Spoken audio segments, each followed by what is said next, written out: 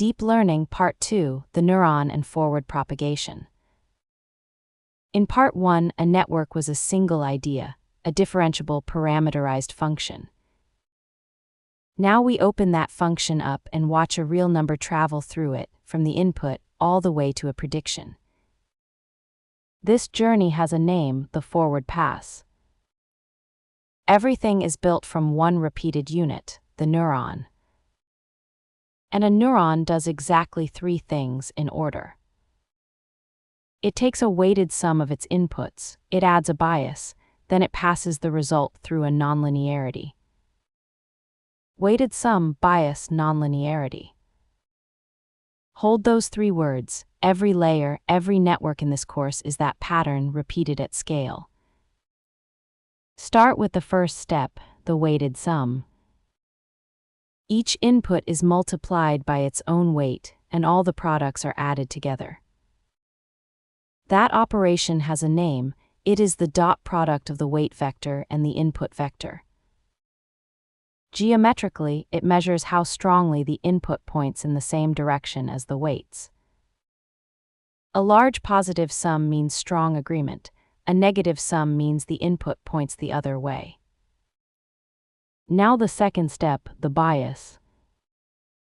The weighted sum on its own is always 0 when the input is 0. It is pinned to the origin. The bias sets it free. We write the preactivation z as w.x plus b.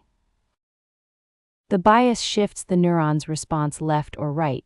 It decides the threshold at which the neuron switches on. Without it, every decision boundary would be forced through the origin. Then the third step, the nonlinearity. We will use the sigmoid. Sigma of z equals 1 over 1 plus e to the minus z. It takes any real number and squashes it into the range 0 to 1. A large positive input maps close to 1, a large negative input close to 0, and 0 maps exactly to 1/2. It is a smooth, soft switch, and its smoothness is what lets us train later. Put the three steps together with real numbers. The inputs are 1 and 2, the weights 1/2 and -1, the bias 0.3. First the weighted sum, 1/2 times 1 plus -1 times 2 plus 0.3. That is -1.2. Now through the sigmoid, the activation is 0.23. One neuron in, one number out. That number is what it passes forward. A real layer holds many neurons, side by side. Each reads the same input but with its own row of weights and its own bias. Stack those rows into a matrix W and stack the biases into a vector. Now the entire layer is one operation. H equals sigma of Wx plus b applied element by element. Two inputs into two neurons give two preactivations, -1.2 and 1.7. After the sigmoid, the hidden activations are 0.23 and 0.85. Now connect layers into a network.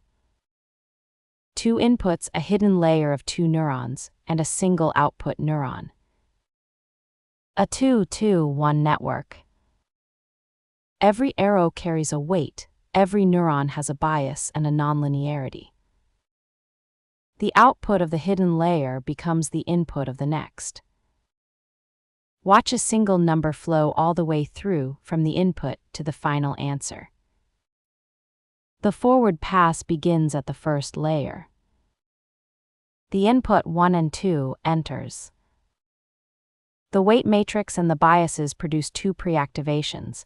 Z1 is -1.2, Z2 is 1.7.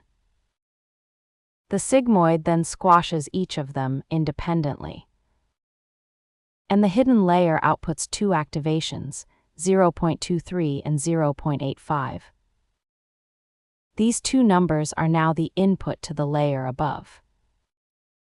On to the second layer, the output. It reads the two hidden activations. Its weights are 0.6 and minus 0.9, its bias 0.1. The weighted sum works out to minus 0.52. One final sigmoid and the network's output is 0.37. From raw input 1 and 2 to a single prediction, that is a complete forward pass. Here is the very same forward pass in code. 2 matrix multiplies, 2 bias additions, 2 sigmoids. The first layer produces the hidden activations, 0.23 and 0.85. The second produces the output, 0.37. Notice the math and the code agree to the last digit. The picture and the program are the same thing. The dimensions have to line up, and reading them is a superpower. The input is a vector of length 2. W1 is 2 by 2, it maps 2 numbers to 2 numbers. W2 is 1 by 2, it maps 2 numbers down to 1. Every matrix consumes the size of the layer below and produces the size of the layer above. Trace the shapes and you can predict the whole pipeline before running a single line. In practice, we never push one example through at a time. It would waste the hardware. Instead, stack many inputs together as the rows of a matrix X. Now a single matrix multiply processes the entire batch at once. 100 examples or 10,000 in one operation. This is exactly why neural networks live on the graphics chip. The GPU multiplies enormous matrices in parallel. The sigmoid is not the only nonlinearity. The hyperbolic tangent, tan, squashes to the range -1 through 1 centered at 0. The rectifier ReLU passes positive inputs unchanged and zeroes out the negatives. Each one is a different soft switch with different strengths. We compare them carefully in Part 5. For now, the point is only this: any of them breaks linearity, and that is what matters. The final layer is a special case. Its activation is chosen by the task. For a yes or no answer, a single sigmoid, read as a probability. For choosing among many classes, the softmax. For predicting a raw quantity like a price, no squashing at all, just the number. Same network body, different head for different jobs. The softmax deserves a proper look. It turns a vector of raw scores into a probability distribution. Exponentiate each score to make it positive, then divide every one by their total. Scores of 2, 1, and 0.1 become 0.66, 0.24, and 0.10. Every output is positive, and together they sum to exactly 1. From those probabilities comes the answer. The prediction is simply the class with the highest probability. Here the first class at 66%. But the full distribution tells us more than the winner. It tells us how confident the network is. 66% is a guess, 99% is conviction, not just what but how sure. Now read the whole network as a single expression. Y hat equals sigma of W2 times sigma of W1x plus B1 plus B2. A nonlinearity wrapped around a linear map, wrapped around a nonlinearity, wrapped around a linear map. Layers composed. The forward pass is nothing more than evaluating this expression from the inside out. There is a second, powerful way to picture it, the computational graph. Each node is one small operation, a multiply and add, a sigmoid. Data flows forward along the edges. And every intermediate value, every pre-activation and activation is kept. Remember that we saved them, In part 4, we walk this exact graph backward. That backward walk is backpropagation. How expensive is a forward pass? Almost the entire cost is matrix multiplies. It scales with the number of parameters and the size of the batch, nothing more exotic than that. And matrix multiplies are exactly what a GPU does best, thousands of them in parallel. This predictability, this regularity, is a large part of why deep learning became practical at all.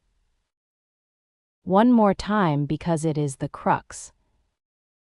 Remove the nonlinearities and every layer collapses into a single linear map. The depth becomes an illusion. It is the sigmoid sitting between the matrix multiplies that keeps the layers genuinely distinct. Forward propagation is a chain, and the nonlinearity is what stops that chain from folding flat. And this same forward pass describes every network you will meet. A vision network, a language model, a game player. The shapes of the matrices differ, the nonlinearities differ, the depth differs. But the skeleton is always this: multiply, add a bias, apply a nonlinearity, repeat. Learn it here once, and you have learned the core of all of them. There is just one problem.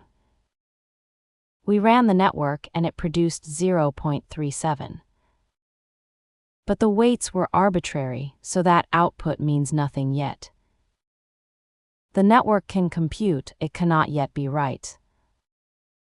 To make it right, we need to measure how wrong it is, and then change the weights to fix it.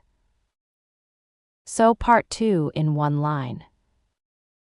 Forward propagation is a chain of matrix multiplies and nonlinearities that turns an input into a prediction.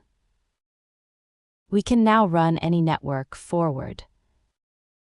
But its answers are still random noise. Next, part 3, we define exactly how wrong the network is and take the first step toward fixing it: loss and gradient descent.